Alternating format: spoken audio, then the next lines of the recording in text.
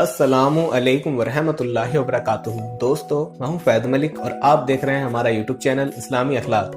तो वीडियो को शुरू करने से पहले मैं आपसे ये गुजारिश करता हूं कि अगर आप हमारे चैनल पर पहली बार आए हैं तो हमारे चैनल को आप सब्सक्राइब कर लें और साथ में बेल के आइकन पर भी क्लिक कर दें ताकि हमारी हर नई आने वाली वीडियो सबसे पहले आपको मिलती रहे। चलिए अब वीडियो शुरू करते हैं। प्यारे दोस्तों, आज की इस वीडियो में हम आपको एक लड़की की शादी की पहली रात का सच्चा वाक़या बताने वाले हैं।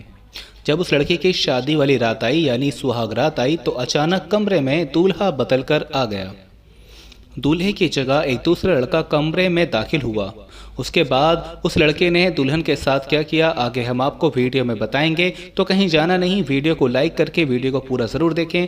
और वीडियो में आगे बढ़ने से पहले हम आपको ये भी बताना चाहते हैं कि हमारे पास बहुत सारे ईमेल्स और मैसेज आ रहे थे कि हमें शुगर की दवाई बताइए। तो अगर आपको शुगर की बीमारी है या धात की बीमारी है या मर्दाना ताकत से रिलेटेड कोई भी बीमारी है तो हमारे पास इन सब बीमारियों की दवाई मौजूद है, जिससे आपकी बीमारी गारंटी से जड़ से ख़त्म हो जाएगी। आपको सिर्फ ये दवाई एक बार ही मंगानी होगी। एक बार से ही आपकी दवाई से आपकी जो बीमारी है वो जड़ से ख़त्म हो जाएगी इंशाल्लाह।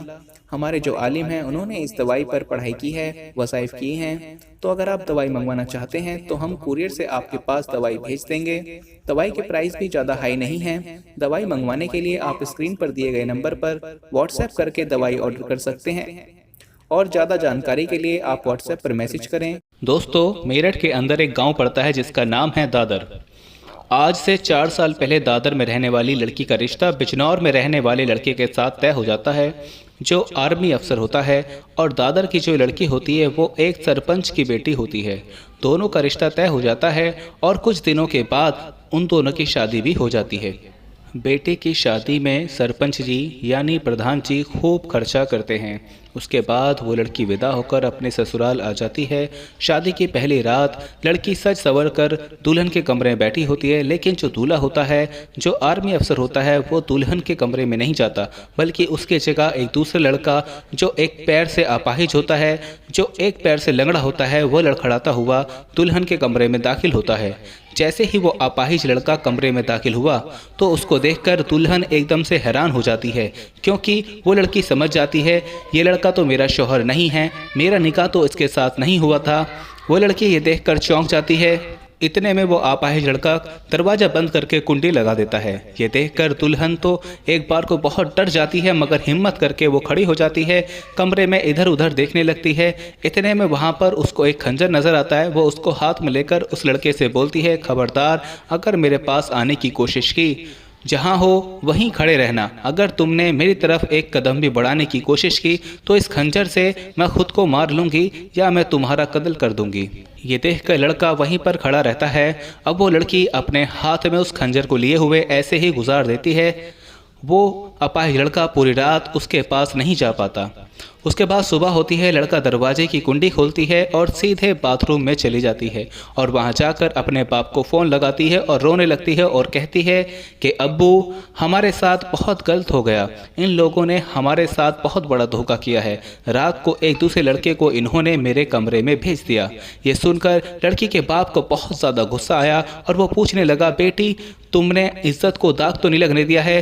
तो वो बेटी बोलने लगी, नहीं अब्बू, मैंने पूरी रात अपनी इज्जत की रखवाली खुद करती रही, अपनी जान हथेली पर रखकर उसको पास नहीं आने दिया। लड़की का बाप कहता है, बेटी मुझे तुम पर नाज है, तुम चिंता मत करो, मैं अभी आता हूँ। और हाँ, तुम वहाँ पर किसी को इस बारे में मत बताना, चुपचाप वहाँ पर बैठे रहना। उसके बाद वापस वो लड़की अपने कमरे में आकर बैठ गई। थोड़ी देर बाद लड़की का बाप अचानक लड़कों के घर बिजनौर पहुँच जाता है। उसको देखकर लड़के वाले बहुत ज़्यादा हैरान होते हैं और पूछने लगते हैं कि सरपंच जी, आपका अचानक आना कैसे हो गया? सरपंच जी कहते हैं, मैं तो पास वाले गांव में किसी काम के लिए आया था, सोचा बेटी से मिलता चलूं इसलिए आ गया हूं। ये सुनकर लड़के वाले बहुत खुश हो गए और कहने लगे, तब तो ठीक है, आप चाय पानी पी कर जाना। सरपंच जी कहते हैं, नहीं, चाय नहीं पीऊँगा, अब मैं आ ही गया हूँ तो अपनी बेटी को साथ ही ले जाता हूँ, क्योंकि इसकी माँ की तबीयत अचानक ख़राब हो चुकी है। 2-4 दिन के बाद ये वापस आ जाएगी। उस पर लड़के के घर वाले मान जाते हैं और सरपंच जी अपनी बेटी को लेकर वहाँ से रवाना हो जाते हैं। रास्ते में दोनों बाप बेटी बहुत रोते हैं। बेटी कहती है, अब्बू इन लोगों ने हमारे साथ बहुत गंदा मजाक किया है। तो अब्बू कहते हैं, बेटी अब तुम चिंता मत करो, बस तुम बैठकर देखो कि मैं इनके साथ क्या करता हूँ।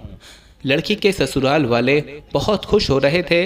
वो सोच रहे थे कि हमारा प्लान कामयाब हो गया, जैसा हमने सोचा था वैसा हो गया। लेकिन दोस्तों हम आपको बता दें कि लड़की के ससुराल वाले जो बिजनौर वाले थे वो इस लड़की के साथ उन्होंने ऐसा क्यों किया था, इसके पीछे उनका क्या मकसद था। शादी की पहली रात उन्होंने दूल्हे को क्यों बदला था। दरअसल उस घर में 2 सगे भाई रहते थे। एक आर्मी अफसर था और दूसरा एक पैर से अपाहिज यानी लंगड़ा था। उस अपाहिज का कहीं रिश्ता नहीं हो रहा था, इसीलिए उन्होंने इस लड़की के साथ ऐसा धोखा किया। उन्होंने सोचा ये तो आर्मी ऑफिसर है, इसकी तो सरकारी नौकरी है, इसको तो कोई भी अपनी लड़की दे देगा, इसलिए ये लड़की इस अपाहिज को रख लेती है तो इसका भी घर बस जाएगा, बाद में इन दोनों को निकाह कर देंगे। तो बस यही सोचकर इन्होंने ऐसा किया। इन्होंने सोचा कि शादी की पहली रात इस लड़की के साथ हमारा ये अपाहिज लड़का रह लेता है तो लड़की इसी की हो जाएगी। उनका ये प्लान था और इसी वजह से उन्होंने ऐसा किया था। मगर ये लड़की बहुत ही हिम्मत वाली निकली, पढ़ी लिखी थी और नेक लड़की थी, इसीलिए इनके प्लान को कामयाब नहीं होने दिया। इसके बाद 2 दिन का वक्त गुजर जाता है। 2 दिन बाद वो आर्मी ऑफिसर, उसका जीजा दोनों ही दादर गांव पहुंच जाते हैं, यानी लड़की के गांव में पहुंच जाते हैं उस लड़की को वापस लाने के लिए। लड़की के घर जाकर वो लोग सलाम दुआ करते हैं। सरपंच जी अपने घर वालों को आवाज़ देकर कहते हैं, मेहमान आ गए हैं, इनको अंदर ले जाओ और खूब खातिरदारी करो। उसके बाद उनको एक कमरे में ले जाया जाता है। वहाँ पर 3 से 4 पहलवान मौजूद होते हैं। उनके अंदर जाते ही वो पहलवान उन दोनों को पकड़ लेते हैं, उनके हाथ पांव बांध देते हैं और उनकी खूब अच्छी तरह से लाठी डंडों के साथ पिटाई करते हैं, मेहमान नवाजी करते हैं, क्योंकि सरपंच जी के घर वालों को काफ़ी गुस्सा था कि ये हमारी बेटी के साथ इतना घिनौना काम करने जा रहे थे। उसके बाद दोस्तों 2 दिन तक इन लोगों को खूब मारा पीटा गया। इधर लड़की के ससुराल वाले इनके बारे में सोचकर परेशान हो जाते हैं कि वो अभी तक वो लोग वापस क्यों नहीं आए लड़की को लेकर। फिर वो सरपंच जी को फ़ोन लगाते हैं और पूछते हैं कि हमारे लड़के बहू को लेकर वापस नहीं पहुँचे हैं, क्या बात है, सब ठीक तो है ना। तो सरपंच जी कहते हैं, हाँ सब ठीक है, बस उनका यहाँ पर दिल लग गया है, इसलिए वो यहाँ पर रुके हुए हैं।